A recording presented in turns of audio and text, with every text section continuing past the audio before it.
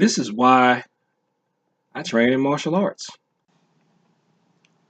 What I tend to say is that the only thing I don't like about Colin Flaherty is, but if I want to be honest, I can't just say what I don't like about Colin Flaherty is, because the stuff he's been talking about has been going on for decades. What I don't like is people acting like the type of violence that he records on his channel and some of the stuff that Tommy reports on his channel. People act like this stuff is new and some kind of weird new epidemic. This stuff has been going on for years. I guess what's really irritated me is because when it was happening to me, nobody cared. Nobody cared at all, Jack. Nobody cared.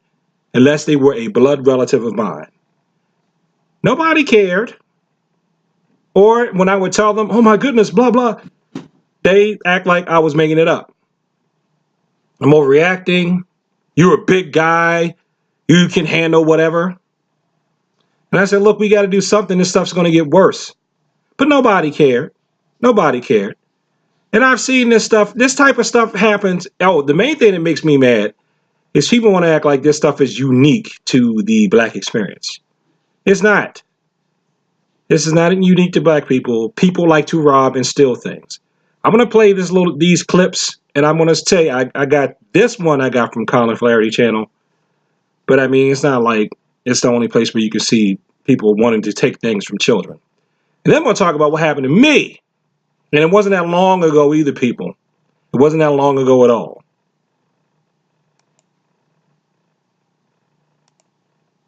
His nose is broken and his lip is still very swollen. I spoke to him and his parents earlier today, and they say that they are horrified about what happened here at Hillcrest. Just a warning for our viewers, what you are about to see is graphic. Is definitely a senseless crime. Tiffany Likens used to have no problem with her sons coming to Hillcrest Park alone.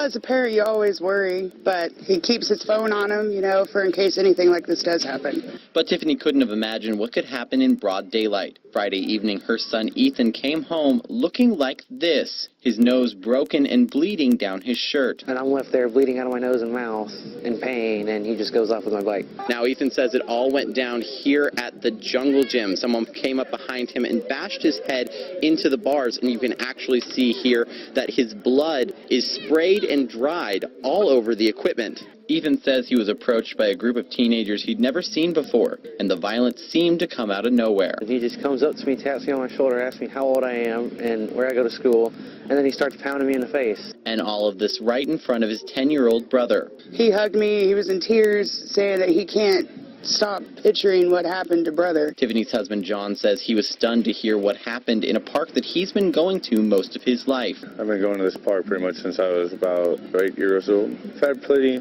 pleasant times down here. While he understands that times have changed, he underestimated how violent a playground could be. Times have not changed that much, and let me tell you what happened to me in the 21st century. When I was buying a bike for my son, I love my son. He wanted to have his own bike without training wheels, so I was going to buy the bike, but then my father said he wanted to pay for it. So I said, all right, I'll let you do it, because you can buy your grandson a bike. I know I'll be able to buy him another one. So I still have to put air in the tires. So when I'm putting air in the tires, and this is around Christmas time, here comes a guy who, it seems like he's trying to work up the nerve to take the bike. And luckily for me, I had a screwdriver with me, because I wanted to, it was something on the bike I needed to adjust. So I had a wrench in one pocket and a screwdriver in another. I can't remember what I wanted to adjust, but I remember I had the screwdriver. And he walks up there, he's standing too close, he's acting too funny and fidgety.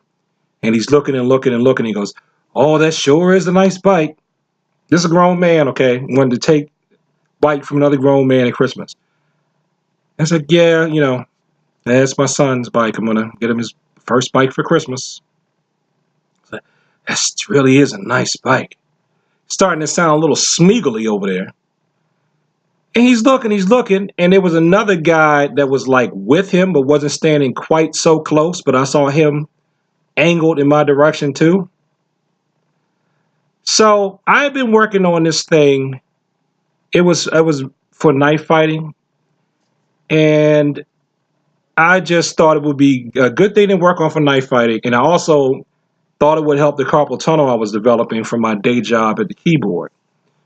So what I did is it's basically taking something and switching it, flicking it back and forth like this with my hands. So the blaze here, the blaze there, the blaze here, the blaze there, switching it back and forth. And so I got to the point where I could do it without looking.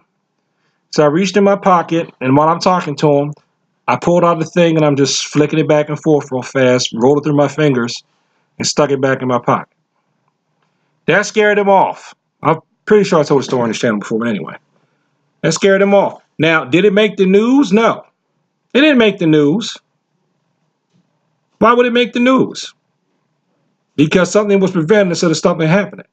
And you know what really irritates me is, I bet you, if they had managed to beat me down and take that bike, I bet you that wouldn't have made the news either. I guarantee you wouldn't have made the news. It's like that drive-by shooting that happened in front of my house. This is 2 neighborhoods back. Some time ago, almost 10 years ago. That ain't make the news. Why would that make the news? It doesn't fit sympathy narratives. So that's why I get kind of irritated when people act like, oh, this epidemic, this thing that's just happening and it's never happened before. Oh my God, no. This stuff has been happening. And this stuff is one of the reasons why I take martial arts. And you know what really gets me is people want to go, oh, you're just taking that stuff because you're violent. Because I'm violent. Because I'm violent? Are you serious? No, because the world is violent. You want to know when the world will stop being violent? When Jesus gets back. But until Jesus gets back, we're going to have to protect ourselves. And since we live in a country that doesn't really want me to carry a gun, I have to rely on martial arts training. But get this, even the people that teach you to train in guns, or people that are good with knives, they also have a background in martial arts. So what do you think that tells you, regular people? What do you think you need to do? You need to sign up for some martial arts classes. I figured they would have a yelling match or something, but no, this is pretty mindless. And it makes him and Tiffany think twice about sending their sons off alone. Peace.